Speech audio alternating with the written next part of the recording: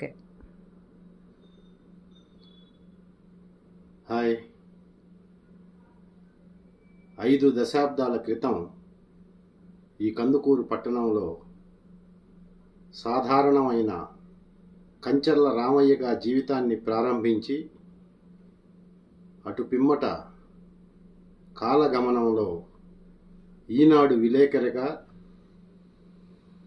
వృత్తిని ప్రారంభించి ఈనాడు రామయ్యగా మారి ఈ కందుకూరు పట్టణ ప్రాంత ప్రజలకు ఎన్నో సేవలని నిరవధికంగా అందించి ఆ తరువాత విద్యా సంస్థలు లేని ఈ కందుకూరు ప్రాంతానికి ఇంజనీరింగ్లో నిష్ణాతులైనటువంటి విద్యార్థులను తయారు చేయాలి అనే సంకల్ప బలంతో ఈ ప్రశాంతమైన వాతావరణంలో ప్రకృతిని పరవశింపజేసే ప్రకాశం ఇంజనీరింగ్ కాలేజ్ అనే విద్యా సంస్థను స్థాపించి నాటి నుంచి మొన్నటి వరకు ఆ సంస్థని ప్రతిష్టాత్మకమైన ఎన్నో స్టేటు అవార్డులని పొందేలాగా దాన్ని అభివృద్ధి చేసినటువంటి ఘనత కంచర్ల రామయ్య గారిది.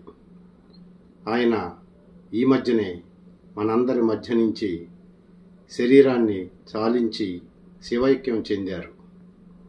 ఆ సందర్భాన్ని పురస్కరించుకొని ఈరోజు తమ తమ వృత్తుల్లో నిష్ణాతులైన వారి ఇద్దరి కుమారులు ఈ కార్యక్రమాన్ని, ఈ వేదికని ఇక్కడ అంటే రామయ్య గారి తనువులో ఉన్న అణువు పులకరించేలా ఈ కాలేజీ పరిసర ప్రాంతాన్ని తీర్చిదిద్దిన ఆయన స్థాపించిన ఈ కాలేజీ ప్రాంగణంలోనే ఇంతటి అద్భుతంగా విశేషమైన అశేష జనవాహిని ఇక్కడ కూర్చోబెట్టి ఆయన గురించి 4 వాక్యాలు చెప్పే విధంగా ఇంతమందిని ఇక్కడ సమకూర్చినటువంటి వారి కుమారులు చేస్తున్నటువంటి ఈ పనిని చూసి పయనించి వారి ఆత్మ ఎంతో సంతోషపడుతుందని నమ్ముతూ వారి ఆత్మకు సంతోషాన్ని కలిగించాలని మీ అందరి సందర్భంగా నేను మనస్ఫూర్తిగా మనస వాచ కర్మేణ కోరుకుంటూ వారికి ధన్యవాదాలు.